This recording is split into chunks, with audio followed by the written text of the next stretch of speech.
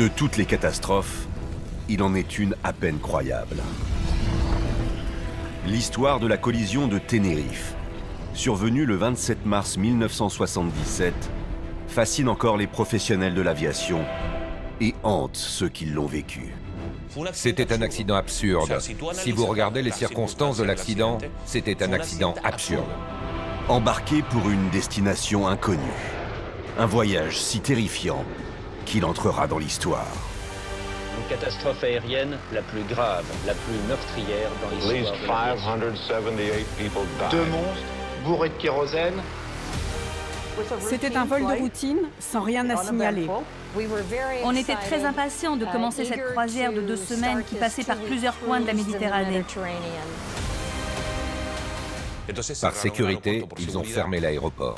Nous avions l'habitude d'atterrir dans de grands aéroports, et ce n'en était certainement pas un. Ils n'ont pas de radar qui leur permet de suivre la position exacte des avions qui sont au sol. Je pouvais voir la lumière sur la piste, et d'un coup, elle a disparu.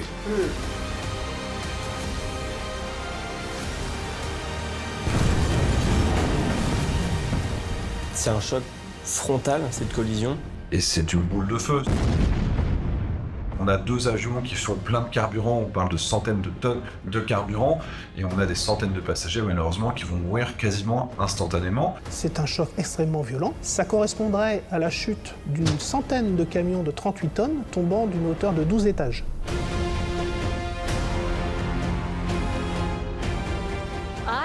Et là, je me suis dit, on s'est rentré dedans avec l'autre avion et on va tous mourir. C'est un réflexe automatique, l'instinct de survie. Lève-toi, sors de là maintenant. Une masse de fer, du feu partout et des corps brûlés.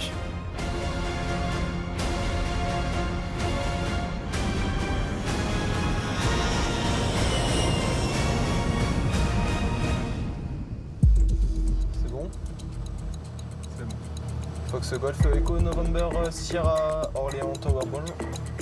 Fox November Sierra, good day. Tous les pilotes d'avion le savent, le décollage est une phase dangereuse. Apprendre à piloter exige de savoir quitter la piste dans toutes les conditions possibles. Et l'exercice qu'on va faire aujourd'hui, ça va être les décollages en très faible visibilité. Ok, bah je vois ça. Donc on va décoller, c'est assez rare que ça tombe aussi bas, mais on va décoller avec 200 mètres de visibilité sur la piste. Une visibilité quasi nulle, propice aux accidents. Et donc tu vois bien que tu as des conditions pas extraordinaires, et le pire c'est qu'elles vont encore tomber. Fox November Sierra from position, lining up, runway 05, clear to take off, runway 05, climb initially 2000 feet and squawk 1005. Brake release, full thrust. Tu tiens ta piste, tu tiens ton axe, et quand tu as décollé, tu regardes tes instruments. Airspeed alive, 70 knots, rotation. Allez, là tu regardes bien tes instruments, tu restes concentré. Altimeter increase, wheel brake. Malgré la difficulté, l'élève pilote parvient à décoller. Mais sorti du simulateur, la réalité est parfois bien plus trompeuse. Tous ceux qui volent le savent, le brouillard peut cacher des pièges. Comme ce jour du 27 mars 1977, à l'aéroport de Tenerife. Une collision avant même d'avoir quitté la piste de décollage. Un scénario imprévisible qui a marqué le monde entier et fait de l'accident de Tenerife le plus meurtrier de l'histoire de l'aviation. Pour les 583 victimes, rien ce jour-là n'aurait pu laisser présager un tel drame.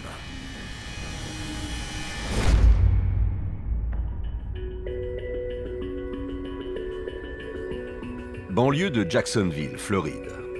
Entre le bord de mer et les terrains de golf, vit une rescapée. Johnny Devereaux Feathers, 74 ans, a porté toute sa vie le souvenir de Tenerife. En mars 1977, elle réserve avec son nouveau petit ami des billets pour l'Europe. Ils sont jeunes, ils rêvent de soleil. ce sera la Méditerranée pour une croisière de 2 semaines. On était très impatients de commencer cette croisière de 2 semaines qui passait par plusieurs coins de la Méditerranée. Nous avions surtout envie de nous rapprocher un peu l'un de l'autre et de découvrir tous ces endroits où nous n'avions jamais été.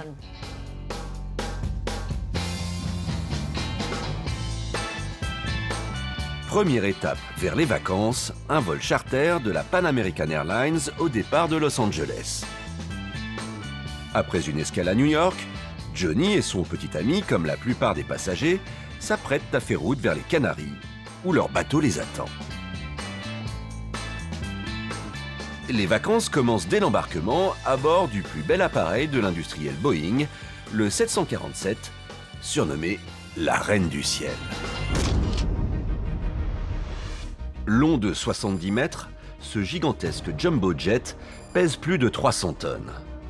Avec une envergure de 60 mètres, le 747 est le plus gros avion au monde. Il peut accueillir jusqu'à 550 passagers, 3 fois plus que son petit frère, le 707. Le 747, c'est un avion qui est ultra innovant à l'époque, c'est un avion qui est extraordinaire, qui est en plus un symbole d'évasion, d'ouverture, de massification du secteur aérien. C'est-à-dire que les gens peuvent se payer des voyages, peuvent se payer des vacances, et on a des milliers et des milliers de personnes qui peuvent se déplacer à des destinations, en plus à longue distance. Il était aussi symbole de sécurité par rapport à d'autres appareils de génération précédente qui pour le coup avaient beaucoup plus de balles.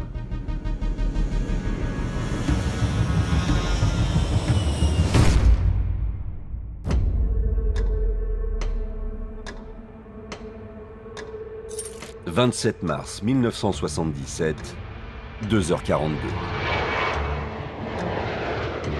Le vol 1736 de la Pan Am décolle de New York. David Alexander fait lui aussi partie des 380 passagers à bord ce jour-là. Il a à l'époque 29 ans et ses vacances ne pourraient pas mieux commencer. L'atmosphère était très joyeuse. Il y avait de l'espace pour se déplacer. Pas tant de place pour les jambes, mais ça allait. Je m'appelle Dorothy Kelly. J'ai été hôtesse de l'air pour la Pan Am pendant 25 ans. À ce moment-là, j'étais chef de cabine. L'avion était complet, c'était un vol charter rempli à ras-bord, tous les sièges étaient occupés. Direction Las Palmas, sur les îles Canaries. Cet archipel, qui appartient à l'Espagne, est situé au large du Maroc.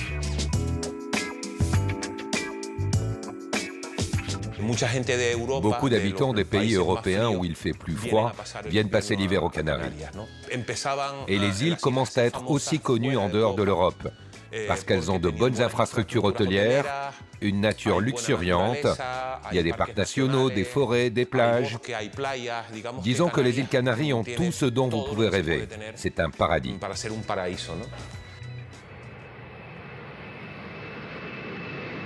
Un paradis auquel se destine également un autre jumbo jet. Peu après le décollage du 747 de la Pan Am, le vol 4805 de la KLM décolle de l'aéroport de Schiphol, aux Pays-Bas, en direction de Las Palmas. Il transporte 235 passagers, des familles néerlandaises, elles aussi en quête de soleil.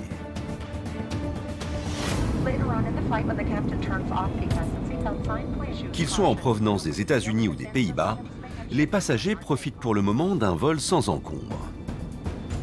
Mais les choses ne vont pas durer. C'était un vol de routine.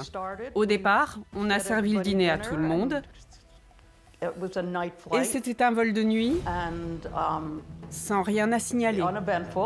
On a commencé à jouer aux cartes et on jouait pour de l'argent fictif. Mais j'avais une avance de 11 000 $. L'ambiance était plutôt détendue. Et alors qu'on approchait, on a eu une petite surprise.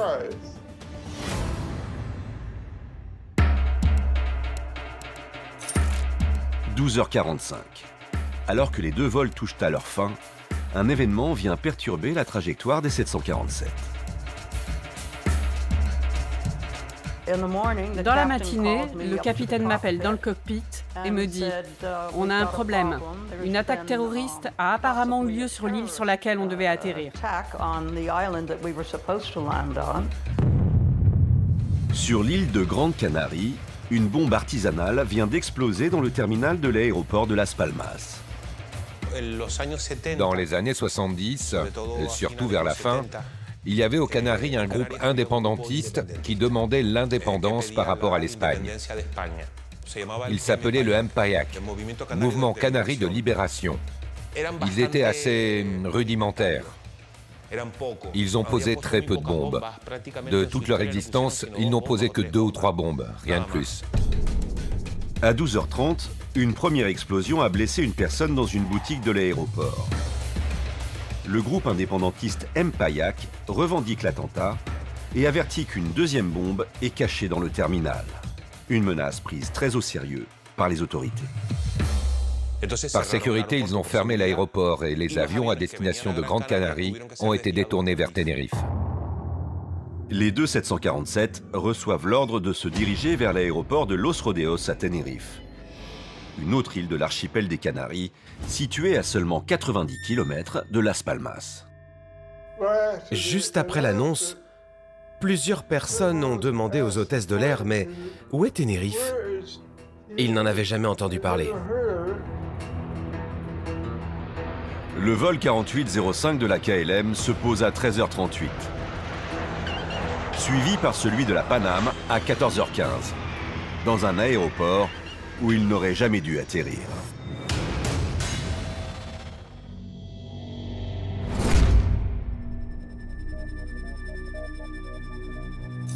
« 14h15.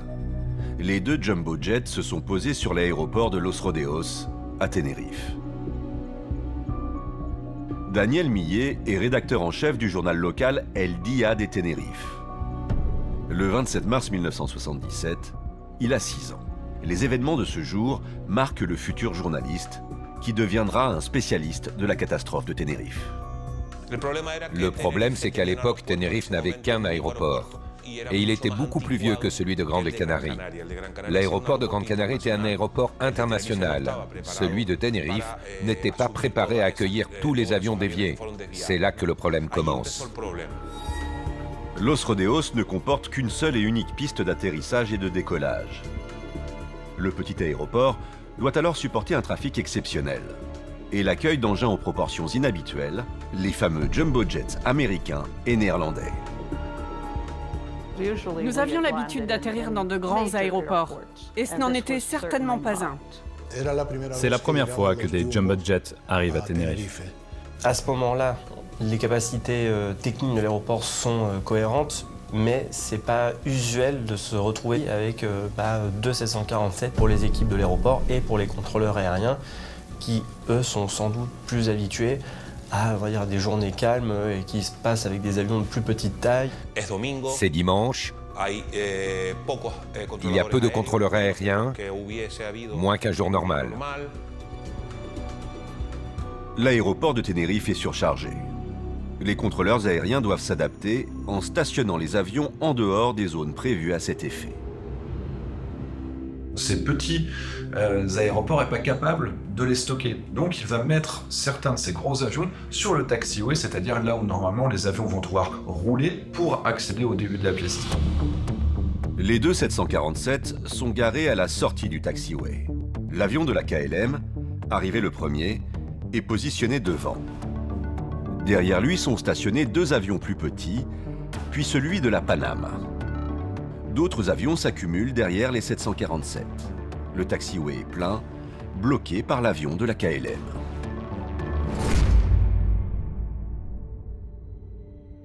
« 14h25. Les deux jumbo jets sont immobilisés à Tenerife. À l'intérieur, les passagers s'impatientent. Les gens commencent à être agités. Ils s'inquiètent de rater leur correspondance, leur bateau, qui est quand même la raison pour laquelle ils sont là au départ. Les passagers de la KLM, arrivés les premiers, sont autorisés à débarquer. Ceux de la Paname, en revanche, n'ont pas cette liberté. Quand nous atterrissons, il y a déjà plusieurs avions dans l'aéroport. Et le terminal en lui-même est minuscule.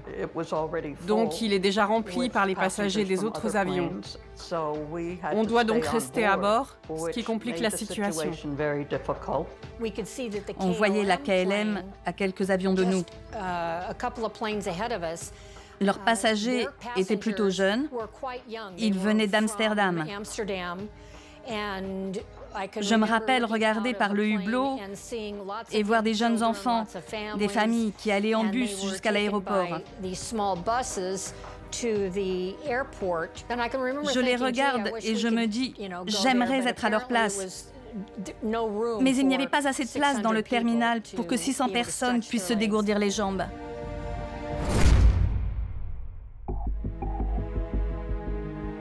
« 14h30. Près de 2 heures après le début de l'alerte, la bonne nouvelle tombe. Aucune bombe n'a été trouvée à Las Palmas. L'aéroport peut rouvrir. Mais plusieurs éléments empêchent les deux jumbo jets de reprendre immédiatement leur route. Pour nous, ce n'est pas un problème, puisqu'aucun de nos passagers n'est descendu. Mais tous les passagers de l'avion néerlandais ont débarqué et sont dans le terminal. Donc, ça prend un moment pour tous les retrouver. Certains des passagers néerlandais sont introuvables. Pour le pilote de la KLM, Jacob van Zanten, la pression monte. Jacob van Zanten, c'est le pilote un peu emblématique de la compagnie KLM, puisque c'est sa tête qu'on voit sur certaines publicités. Il est pilote instructeur, il est très sûr de lui, il a une 50aine d'années, il a une très grosse expérience, donc c'est vraiment quelqu'un de confiance. Le commandant néerlandais se doit d'être à la hauteur de sa réputation, et donc de réussir à redécoller au plus vite. Son avion doit encore emmener ses passagers à Las Palmas, puis embarquer de nouveaux voyageurs et reprendre la route pour Amsterdam. Il est très pressé. Passé un certain temps, la compagnie aérienne est obligée de changer l'équipage. Et elle devrait donc faire venir une toute nouvelle équipe, puisqu'il n'y en a pas d'autres aux Canaries pour relever celle de Jacob van Zanten. Le temps est compté.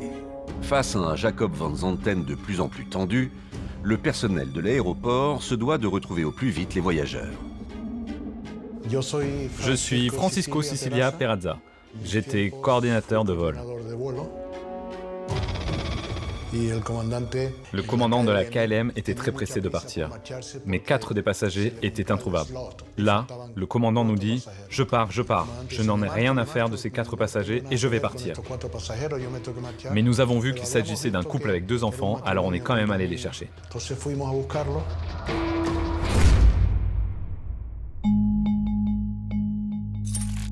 15h30. Las Palmas a rouvert depuis déjà 1 heure. Mais sur ce cliché, capturé ce 27 mars 1977, les deux 747 sont toujours immobilisés à Tenerife. Pour les passagers de la Paname, coincés dans leur avion, le temps se fait long. Ils sont tout juste autorisés à sortir sur le haut d'une passerelle.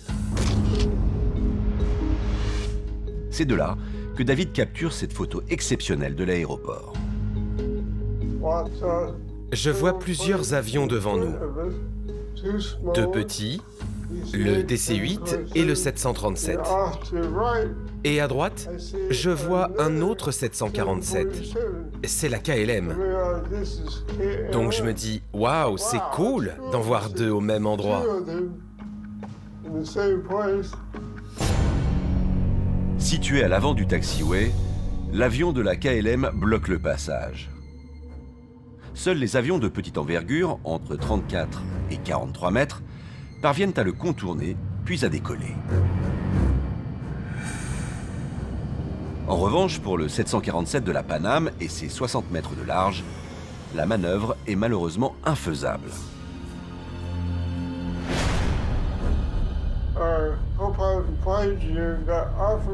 Notre copilote et notre ingénieur navigant sont sortis pour mesurer la distance entre le bout de notre aile droite et le bout de leur aile gauche, pour voir si on pouvait passer.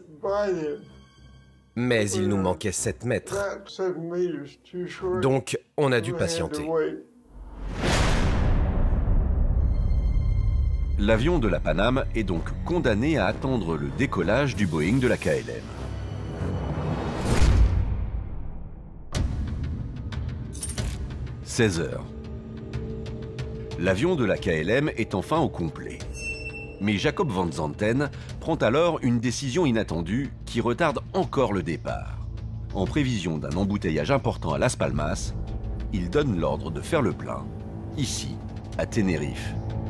Ils ont demandé de prendre le carburant pour pouvoir faire leur premier petit vol, plus le vol suivant. C'est-à-dire qu'ils ont choisi déjà de perdre ces 35 minutes à cet endroit-là, autant de temps qu'ils souhaitaient rattraper par la suite. C'est quelque chose en moins qu'ils auront à faire sur l'aéroport de Las Palmas à ce moment-là. Comme ça, c'est fait. Cette opération chronophage empêche encore une fois le décollage de la Pan Am, bloqué par l'avion néerlandais. Le 747 se charge de 55 000 litres de kérosène. Pour les équipages comme pour les passagers, l'attente est interminable. Là, on commence à être fatigué. On est resté debout toute la nuit, en plus des quelques heures supplémentaires au sol à Tenerife. Et on était impatients d'arriver à destination et de se coucher. À ce moment-là, on a arrêté de jouer aux cartes. On essaie juste d'avoir des informations, de savoir combien de temps on va encore rester au sol. Ça fait quoi, 17 heures qu'on est assis déjà? Depuis Los Angeles jusqu'à New York, l'attente là-bas, puis enfin Tenerife. Ces dernières minutes sur le tarmac ont une conséquence imprévue. Alors que tout le monde attend la fin du plein du 747 de la KLM, les conditions météorologiques changent brutalement et vont précipiter le drame.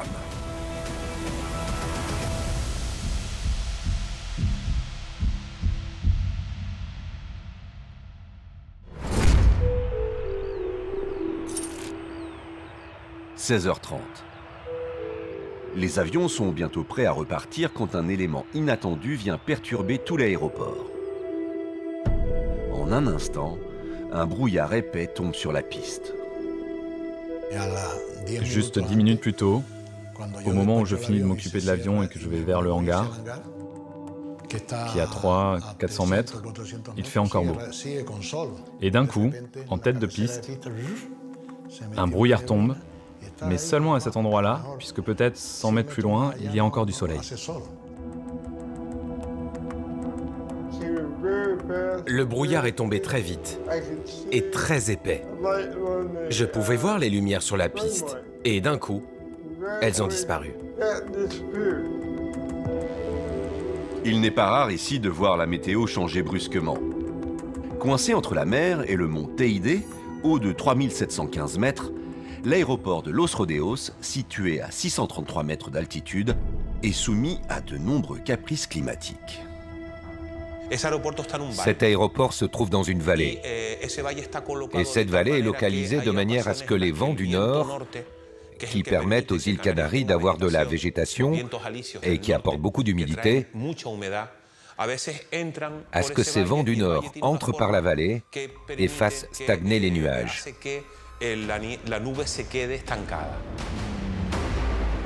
Ces nuages arrivés par la mer, portés par les vents alizés, se coincent dans les hauteurs du mont Teide. Bloqués par le volcan, ils redescendent dans la vallée et plongent l'aéroport dans une brume épaisse. À 16h50, la visibilité sur la piste est de 3 km.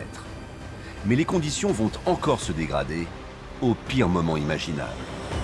Et ce qui était une journée claire et ensoleillée se transforme en un jour où on ne voit rien à plus de 50 mètres.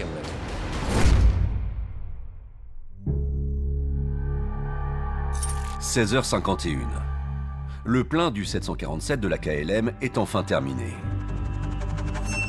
Dans le cockpit, le copilote Klaas Meurs requiert l'autorisation de démarrer les moteurs. 20 secondes plus tard, l'avion de la Pan Am demande aussi la permission de démarrer. C'est là que le brouillard s'épaissit et, comme un mauvais sort, entraîne les deux avions à la catastrophe. À 17h02, la visibilité sur la piste tombe de 3 km à seulement 300 mètres. Les pilotes ne voient plus où est-ce qu'ils vont aller, ils ont à peine quelques dizaines de mètres de visibilité, donc à peine de quoi voir où est-ce qu'ils vont rouler, mais évidemment ils ne voient pas ce qu'il y a 500 mètres, 1 km plus loin sur la piste. Des conditions extrêmes pour les deux jumbo jets comme pour les contrôleurs aériens, rendus aveugles par l'absence de matériel de détection. Alors les tours de contrôle, pour connaître la position au sol de leurs avions, ils ont des radars sol où sur des écrans dédiés, ils ont une sorte de diagramme de l'aéroport et ils arrivent à voir des petits spots qui représentent les avions et qui puissent du coup voir avec précision le déplacement des avions au sol.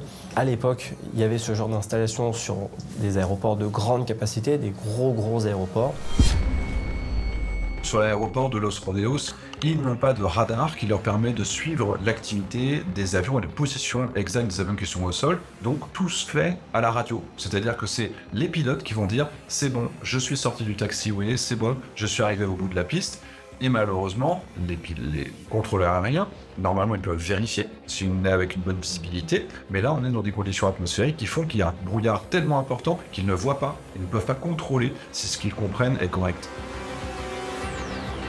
L'histoire tragique de la catastrophe de Tenerife s'accélère, à l'abri des regards et dans la confusion générale.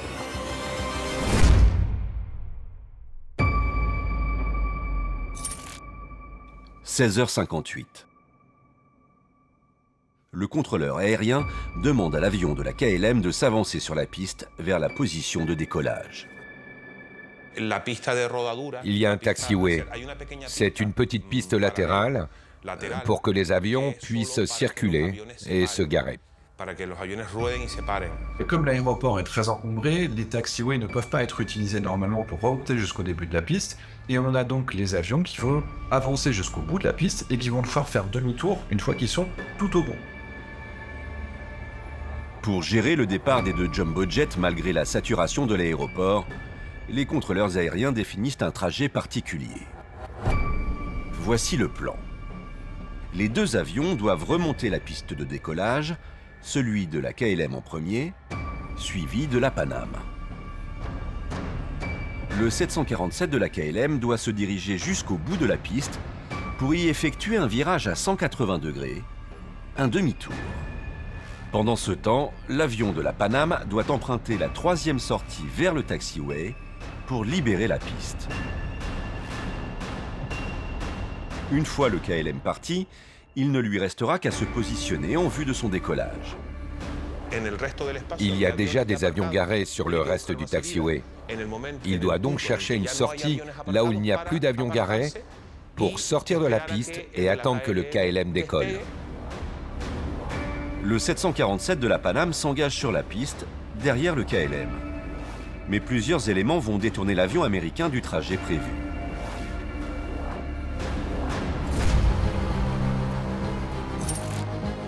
« 17h05. Contrairement au plan de la tour de contrôle, l'avion de la Panam dépasse la sortie 3 sans s'arrêter.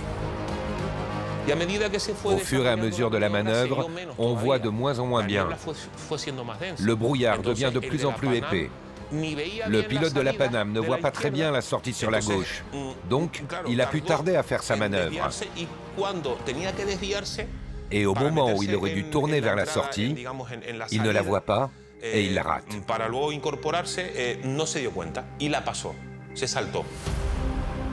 La sortie 3 a peut-être été cachée par le brouillard. Mais une autre raison a pu pousser Victor Grubbs, le commandant de la Panam, à négliger cette sortie. Le contrôleur aérien a donné les instructions qu'il donne habituellement pour de plus petits avions. Les petits avions peuvent faire n'importe quel virage et ils peuvent accéder à n'importe quelle sortie, en tout cas ceux qui opèrent habituellement sur cet aéroport. Or, la sortie 3 est quasi impossible à emprunter pour le 747 et ses 60 mètres d'envergure. Cela nécessite de prendre deux virages serrés l'un après l'autre, en forme de S. Il n'est pas logique de faire un virage aussi incliné, puisque c'est un virage à 130 degrés, donc au-delà de faire un angle droit, pour un si gros avion qui n'est pas très manœuvrant, et donc ils vont continuer, aller jusqu'à la 4e sortie du taxiway. Le capitaine de la Panam aurait jugé la manœuvre irréalisable et aurait cru prendre la bonne sortie en empruntant le 4e couloir au lieu du 3e. Quelle qu'en soit la raison, l'immense jumbo jet continue son avancée sur la piste principale. Face à lui, caché dans le brouillard, l'avion de la KLM a atteint le bout de la piste.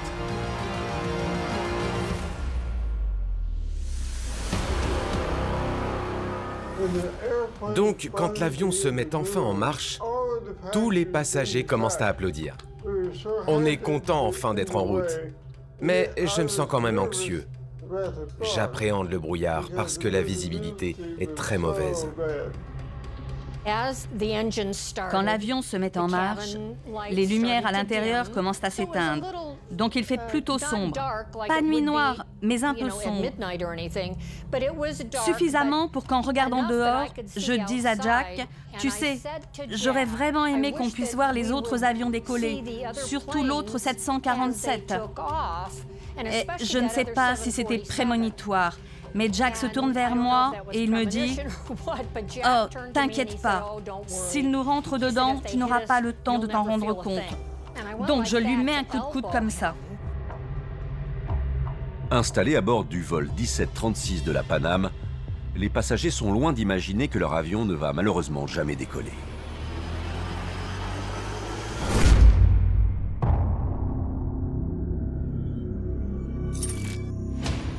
17h, 5 minutes et 36 secondes. Au bout de la piste, l'avion de la KLM est prêt à décoller.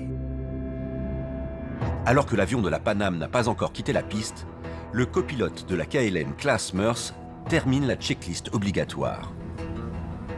D'un coup, le pilote Jacob Van Zanten pousse la manette de gaz. Les transcriptions des enregistrements des boîtes noires nous permettent de saisir l'état d'esprit et la précipitation qui règne en cet instant.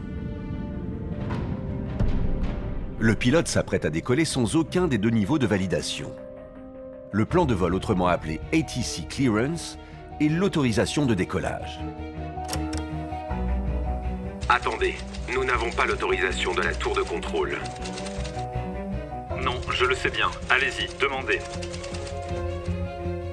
Dans le cockpit, les pilotes demandent une ATC Clearance, c'est-à-dire qu'ils vont demander quel va être le parcours ATC qui va être réalisé. ATC, ça veut dire Air Traffic Control. C'est-à-dire qu'ils vont demander leurs différents points de passage qu'ils vont avoir pour leur trajectoire. C'est pour valider les choses qu'ils ont à faire après le décollage. En rien ne concerne une autorisation de décollage. Mais on sent ce jour-là quand même qu'il y a de la précipitation des deux équipages parce qu'ils veulent repartir, ils veulent rentrer chez eux, ils veulent que la journée s'accélère et se termine. 17h, 5 minutes et 44 secondes. Pour le moment, Jacob Van Zanten a relâché la manette de gaz. Son copilote indique à la tour de contrôle que leur avion est prêt au décollage. Le contrôleur aérien lui répond. KLM 8705, autorisation de monter jusqu'à la balise Papa. Montez et maintenez un niveau 9-0. Tournez à droite après le décollage et dirigez-vous vers 040 jusqu'à intercepter le radial 325 de Las Palmas, VOR. Ces indications correspondent bien à une ATC Clearance. Ça peut contenir beaucoup d'éléments, mais ces points de passage, ça donne pas une autorisation de décoller. Seulement à bord, l'improbable se produit. Alors que le copilote confirme les instructions de la tour et que le jumbo jet américain se trouve toujours sur la piste de décollage, l'avion néerlandais démarre. Tout est allé de travers, tout est allé de travers. Tellement de travers que sans en avoir reçu l'autorisation, Van Zanten commence la manœuvre de décollage. 17h, 6 minutes, 9 secondes. Le copilote avertit précipitamment la tour. Nous sommes maintenant au décollage. Le fait de recevoir son ATC Clearance a été compris par le pilote comme une autorisation de décoller, alors que la tour de contrôle, de son point de vue, elle n'avait fait que donner les points de passage. Et pour la tour de contrôle, ça veut dire je t'informe. Pour les pilotes, malheureusement, ils comprennent, ça te donne l'autorisation de décoller. À ce moment, un message aurait pu encore arrêter la course folle du commandant Jacob Van Zanten. Mais un problème technique va condamner les passagers et les équipages des deux avions.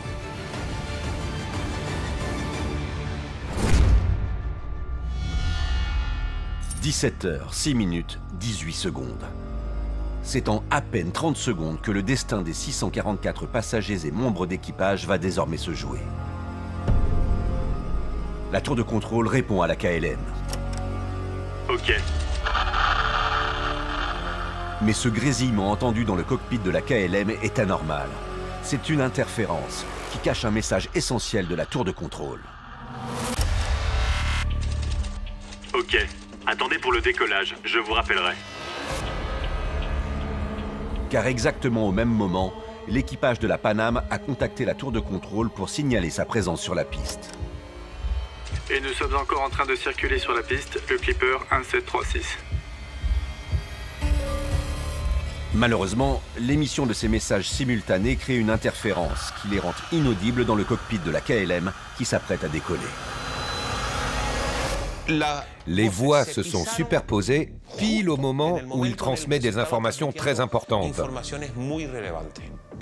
Il y a des interférences et un son très fort qui les empêche de s'écouter et d'entendre des informations vitales pour pouvoir éviter l'accident. C'est un peu les hasards de la radio. C'est que si deux équipages par exemple, appuient au même moment sur une fréquence, en général c'est celui qui à la nanoseconde appuyé juste avant qui va émettre. Mais si l'autre est appuyé et qu'il est persuadé du coup de faire son message radio normalement, il ne va pas entendre qu'il n'émet pas. De ce fait, dans le cockpit de la KLM, seul le début de la phrase du contrôleur aérien est audible. Ok. Le OK signifie que pour eux, c'est sûrement « allez, on y va, c'est parti ». Le jumbo jet néerlandais accélère dans le brouillard sur une piste toujours occupée. Le problème, c'est que la visibilité les empêche aussi d'être vus sur la piste. Si le temps avait été dégagé seulement 30 minutes, il n'y aurait eu aucun problème parce qu'ils auraient eu de la visibilité. Ils auraient pu se voir l'un l'autre, mais ils ne peuvent rien voir.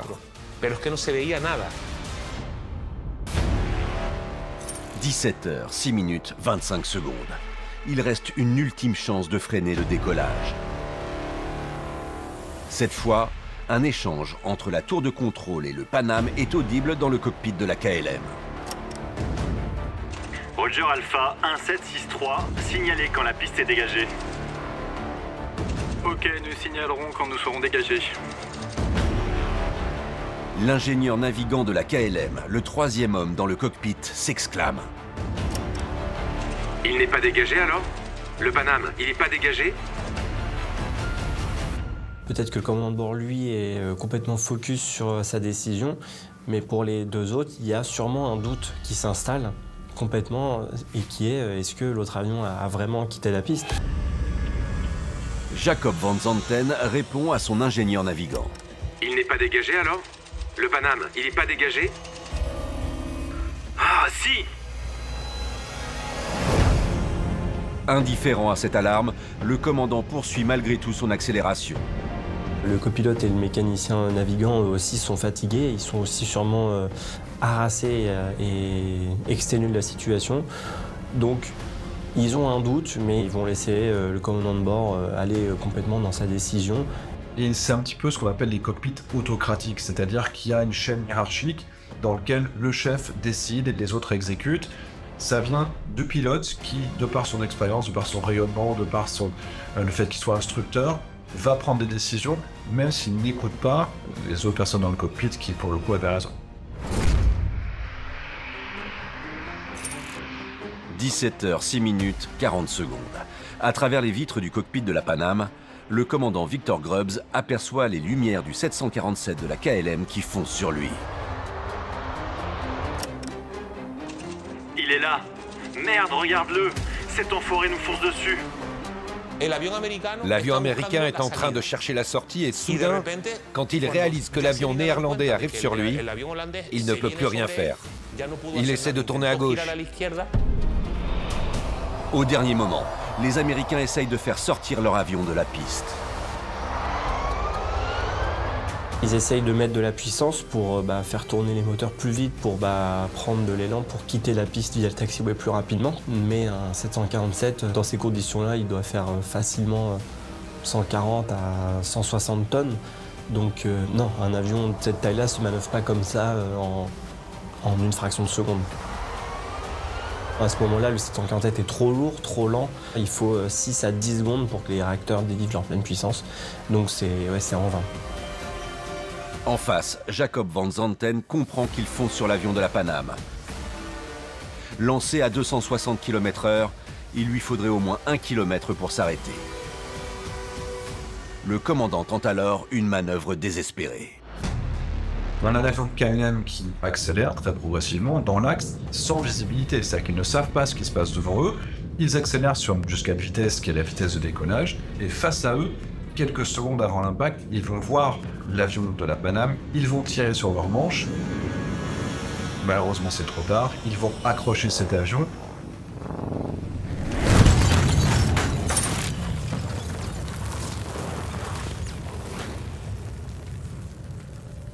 À un moment, je suis en train de parler à un collègue, en buvant mon café, et d'un coup, je me retrouve dans le noir complet. J'ai entendu ce bruit énorme. Vous savez, ça a fait comme un bruit très lourd, comme un crissement de métal, et puis l'explosion.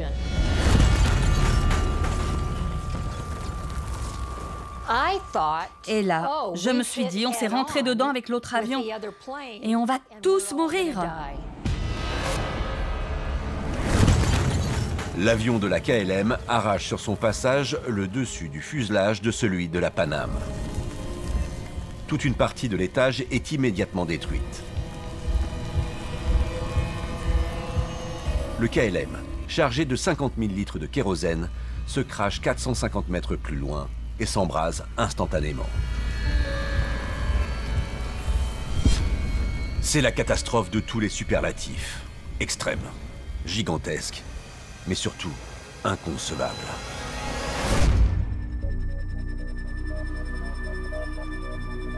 Pour tenter de se représenter un tel choc, ce laboratoire spécialisé dans les essais d'impact réalise des tests pour le moins évocateurs. Nous allons tester un absorbeur en nid d'abeille métallique qui est usuellement utilisé dans la construction aéronautique. En lâchant une masse de plus de 300 kg sur le métal, l'ingénieur simule les effets d'un crash. À Tenerife, le 27 mars 1977, l'avion de la KLM allait 10 fois plus vite que lors de cette expérience. C'est un choc extrêmement violent parce que ramené à la masse de l'avion qui était de l'ordre d'à peu près 350 tonnes, ça correspondrait à la chute d'une centaine de camions de 38 tonnes tombant d'une hauteur de 12 étages. Avec un tel choc, les deux 747 n'ont aucune chance de résister. D'autant que leurs matériaux ne sont pas faits, comme dans l'automobile par exemple, pour supporter une collision. Une voiture, c'est beaucoup plus facile de prédéfinir des scénarios de crash, puisqu'on sait qu'on va taper de face ou de côté, et le véhicule lui-même va se déformer et donc va absorber l'énergie du choc. Malheureusement, un avion, pour qu'il puisse voler, il faut qu'il soit le plus léger possible. Donc on va faire en sorte, mécaniquement parlant, il résiste aux contraintes de vol. Et lorsqu'il y a un accident qui arrive, là, il y a peu de solutions pour pouvoir préserver la structure de l'avion. À Tenerife, le choc a duré moins d'un dixième de seconde. Un arrachement d'un dixième de seconde, voyez-vous, on a à peine le temps de s'apercevoir qu'il se passe quelque chose, que c'est déjà terminé, quoi. Certains passagers ont peut-être pas ressenti le choc tout de suite, ont vu effectivement que quelque chose se passait avant de sentir même une vibration. Dans l'avion de la Paname, c'est exactement ce qu'a vécu David. Il aperçoit de la fumée avant même de ressentir le choc. Je suis en train de regarder par le hublot et je vois quelque chose du coin de l'œil. Je regarde devant et je vois de la fumée qui arrive de la première classe.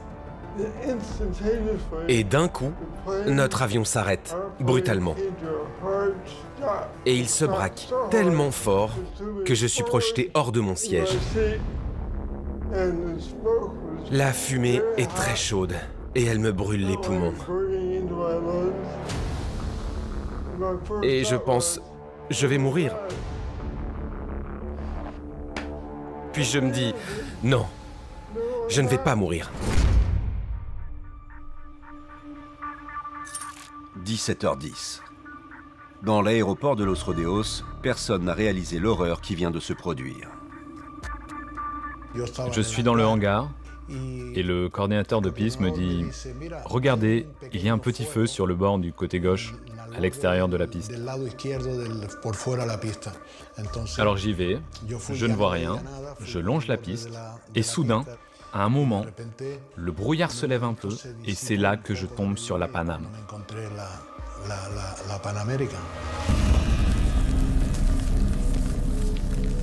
Il y a des gens en train de sauter de l'avion, comme ça, jusqu'au sol.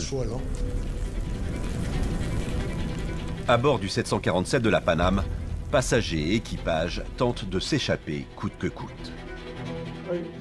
Je me suis levé, je me suis appuyé sur mes mains et j'ai enjambé le siège par l'arrière et je suis sorti par un trou. J'ai compris après que le plafond s'était effondré. Je suis sorti par le trou jusque sur l'aile gauche. Je me suis tourné et j'ai vu que toute la partie inférieure de l'avion avait disparu dans la fumée. On ne pouvait pas la voir.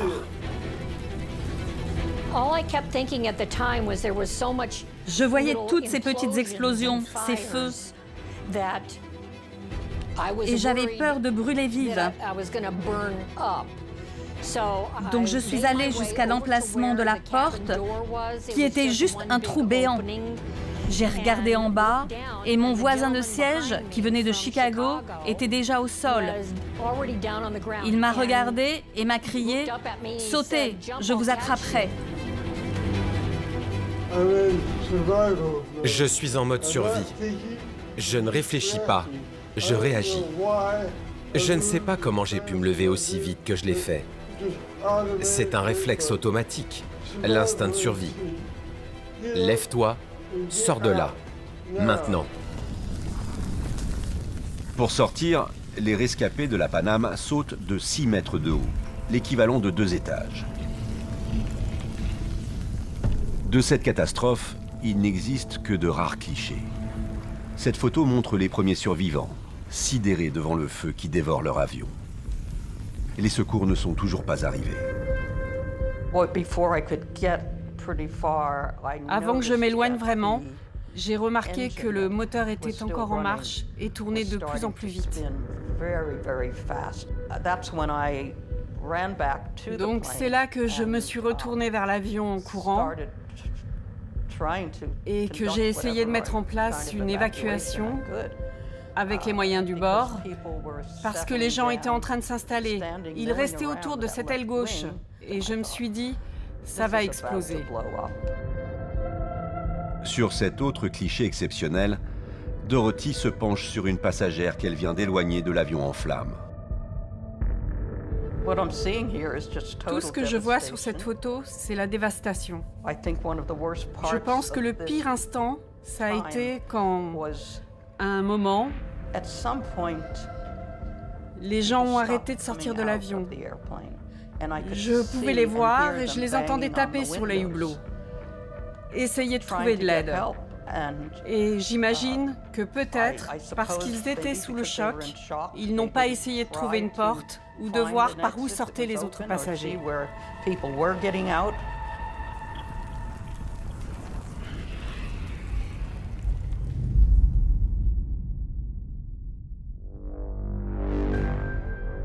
Juan Manuel Martín Suárez fait partie des secours dépêchés sur l'aéroport ce 27 mars 1977. C'est un jeune pompier de 28 ans qui fait face à l'horreur. Nous entrons sur le tarmac et la première chose que nous voyons, c'est le KLM.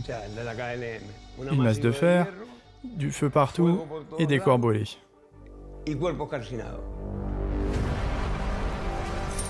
17h25. Pour le moment, les pompiers pensent que l'avion néerlandais s'est crashé seul. Le feu, alimenté par le kérosène dont est chargé l'avion, a atteint une puissance effrayante. On essaye de l'éteindre et la chaleur est si intense, le feu est si violent qu'on doit se tenir à distance.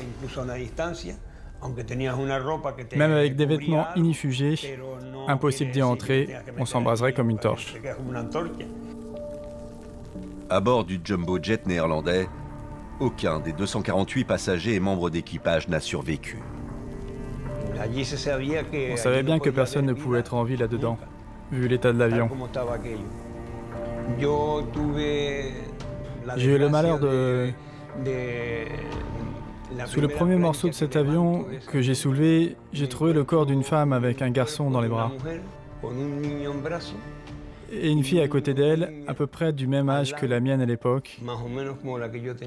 3, 4 ans, tous brûlés vifs. Pendant plusieurs minutes, les pompiers ne voient pas le deuxième 747, celui de la Paname, toujours caché dans le brouillard, à 450 mètres de là. On ne voyait pas l'autre avion jusqu'à ce qu'on entende l'explosion. Les incendies sur l'avion de la Paname ont atteint les réacteurs. Le 747 explose à son tour. C'était une boule de feu au bout de l'aile de la Paname. L'incendie est parti dans les airs, sur 30 mètres de haut. Et tout l'avion a pris feu. C'était comme une bombe atomique, cette immense colonne de feu d'un coup, puis un nuage d'explosion comme ça. Seules 70 personnes sur les 396 à bord ont réussi à sortir de l'avion de la Paname avant son explosion.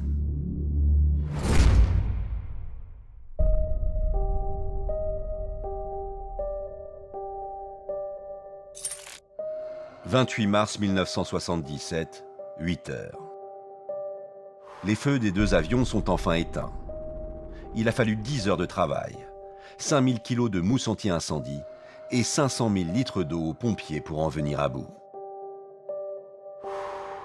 Sur ces photos, la violence de l'incendie se révèle. Des deux jumbo jets, il ne reste que le squelette. Tout a été détruit par les flammes. Les corps brûlés ont une odeur très caractéristique. Et cette odeur reste avec vous pendant des jours, pas seulement sur le moment. Peu importe ce que vous portez, pendant des jours, cette odeur vous marque. Cet accident, qui a entraîné la mort de 583 personnes, reste à ce jour le plus grave de l'histoire de l'aviation. Il cause la stupéfaction dans le monde entier.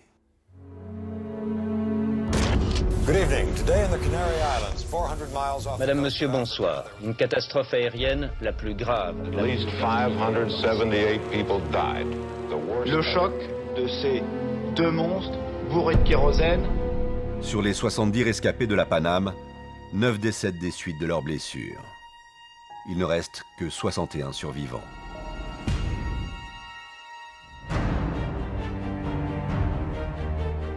Dès le lendemain, des enquêteurs espagnols, néerlandais et américains arrivent sur les lieux du crash avec une question. Comment le pire a-t-il pu se produire? Il est impossible qu'autant d'événements malheureux, qu'autant de malchance puissent se produire à nouveau en si peu de temps. C'est impossible. Rapidement, la décision de décoller du capitaine Jacob van Zanten est pointée du doigt. L'étude des boîtes noires permet vite aux enquêteurs de se faire une idée. Une terrible erreur humaine, aboutissement d'un engrenage infernal. Comme tous les accidents de cette ampleur, la catastrophe de Tenerife a conduit à une profonde réforme des procédures de sécurité aérienne. On a certains termes aéronautiques qui vont s'établir et qui vont se normaliser partout dans le monde pour qu'il n'y ait plus de doute. Aujourd'hui, il y a suffisamment de barrières pour que ce soit clairement interdit de décoller avec un simple OK. C'est même inenvisageable. C'est hors procédure. On dit qu'on est prêt au départ, après on demande l'autorisation de décollage et c'est vraiment la tour de contrôle qui va dire qu'on est autorisé au décollage.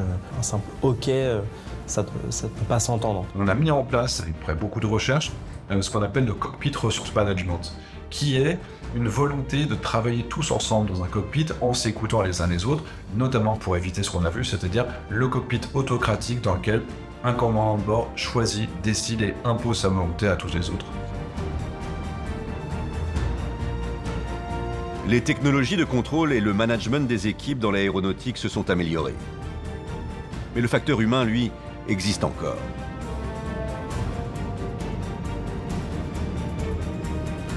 Comme à Los Rodeos, une succession d'erreurs peut toujours mener à une catastrophe hors de contrôle.